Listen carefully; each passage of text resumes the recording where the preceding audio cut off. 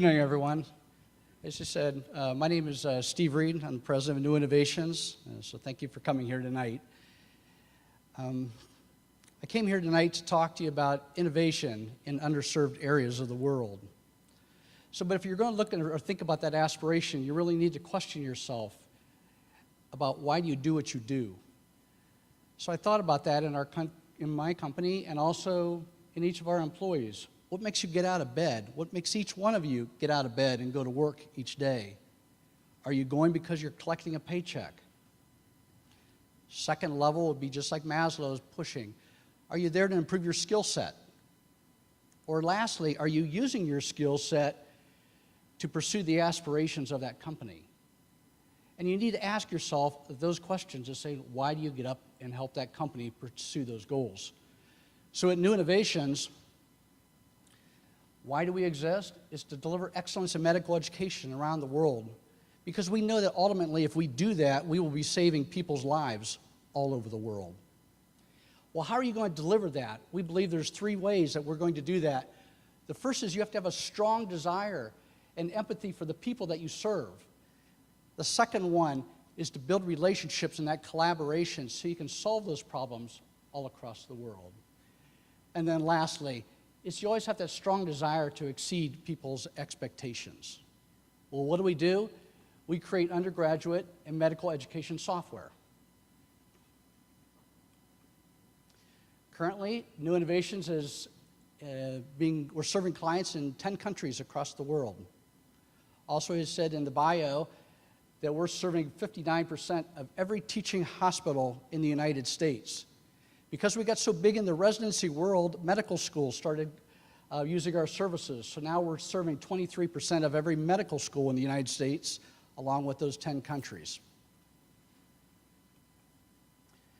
The way it works in medical education is that our government actually provides funding to teaching hospitals. So when a person wants to become a physician, our government pays for those folks. So they get so much money, they go through the training to do that. But the problem is in some areas or large metropolitan areas, some of those hospitals, they're very busy. So in fact, about 10 years ago was my first chance of philanthropic adventure where the largest and busiest emergency medicine program in the United States contacted me. And they said they wanted to use your services. The problem is they had very little money.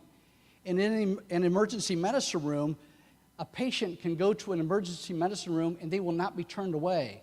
So in those large metropolitan areas, people were showing up at their doors with things like, I have the flu, I have a cold, and not get turned away.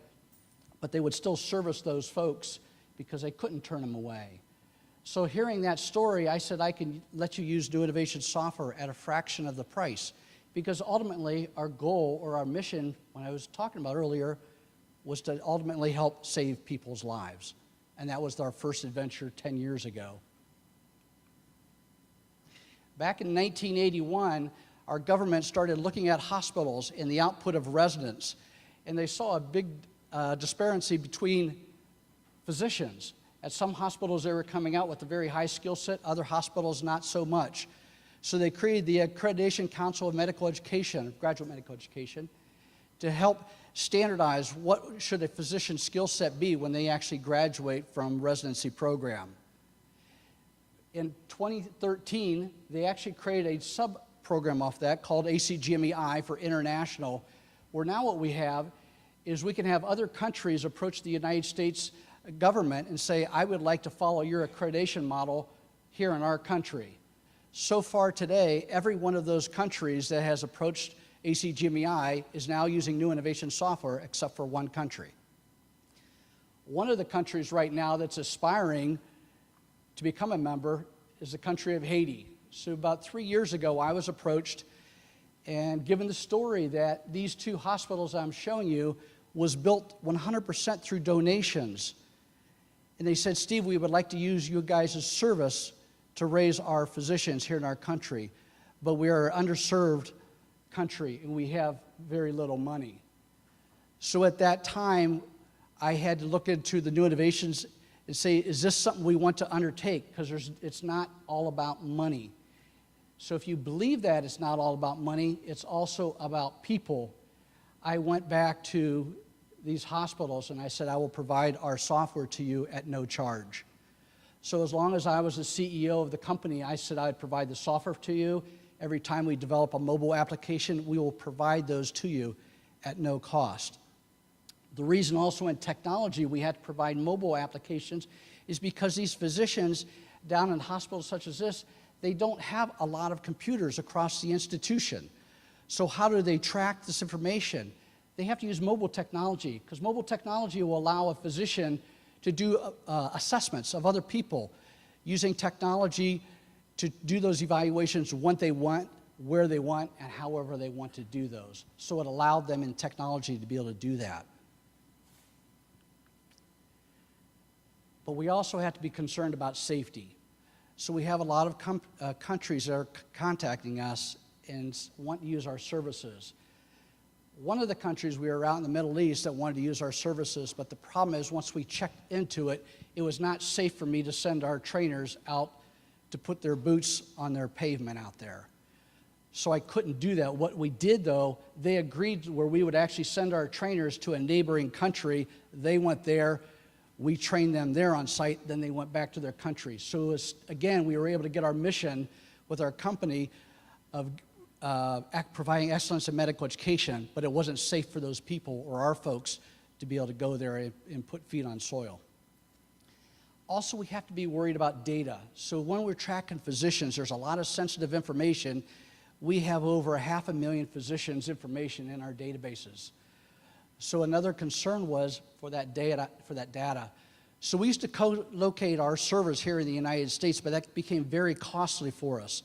So a couple years when cloud technology became very large, we went and surveyed all the different companies out there, and we selected Amazon Web Services as the company we were going to go with. We made that selection because they're high level of certifications all across the globe, knowing we're a global company. So you can see a lot of their ones, these were from a couple years ago, what they were certified back then. Technical considerations is also very important. What kind of computers do they have there? A lot of our hospitals in here in the United States want to make sure that our servers are located within the United States. So in fact, it's mandated. We have almost all of our military uses our software.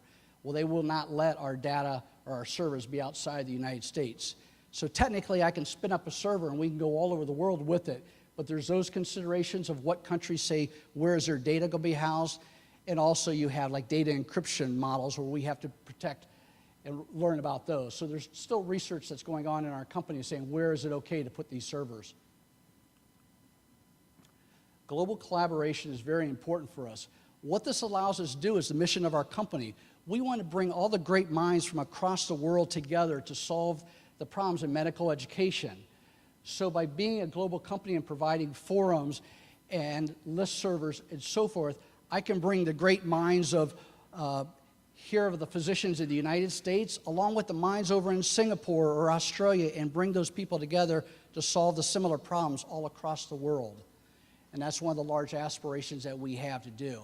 But it also facilitates those underprivileged hospitals, such as those hospitals in Haiti that can't afford the new technologies, but they can be talking to the larger hospitals that do have that funding and follow best practices.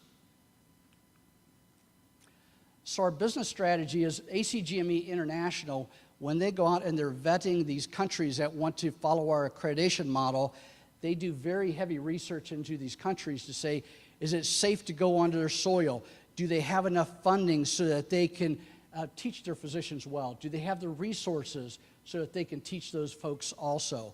So knowing that, we can follow their model, and I can actually follow them and try to acquire those hospitals. So right now, as of today, every one of those hospitals is using our services except for one country right now. In fact, there's 6 other countries. Mostly they just did the Middle East, and now they're down in South America, and a lot of those countries will be coming on board shortly. The other thing is, being as large as we are, Johns Hopkins, I'm showing you this, I'm proud of it, they just signed on with new innovations. And the reason I'm showing you this is because 2 years ago, Johns Hopkins was rated the #1 teaching hospital in the world. So what that does for us, yes, it's a nice pat on the back, But that means I can use their ideas and things that they've learned, and I can apply those down in Haiti and let those folks learn. So you can spread that idea of medical education and training physicians so that one day if we can go, doesn't matter where I would go in the world, can I get that level of training from those physicians? And that would be the goal of why I was showing you that. There are some challenges, though. The first one is training and support. So when we did bring on Haiti, one of the challenges was they didn't have money to fly us down there. So what we had to do was a lot of training by phone. We also do live webinars, things of that nature to keep the costs down for them. The second one is language barrier. We were talking about Puerto Rico. We serve a hospital in Puerto Rico. The challenge that we had, even though our software is in English, that doesn't mean that all the administrators in Puerto Rico hospital speak English. So we had to use translators when we were actually training them on our software. So you have those obstacles.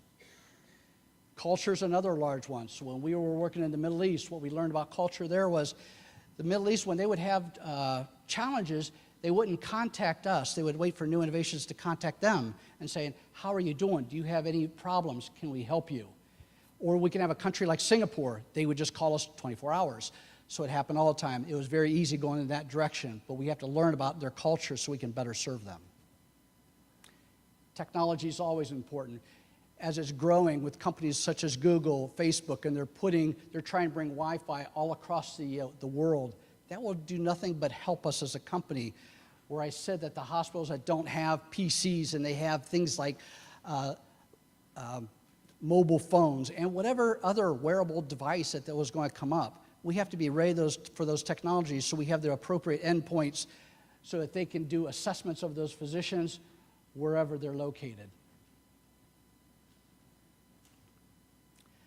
Lastly, it's a very exciting time for us because right now we've worked with medical residents and also medical students all across the United States, and because of our size, a lot of the hospitals now, what they're telling us is that anybody that touches a patient, we want to put them into our database. So things like nurses, nurse practitioners, allied health, physician assistants, all those other learners, they want to put into one database. And that way a faculty member can log into one location and do assessments of residents, students, and so forth. And I can now do a full 360.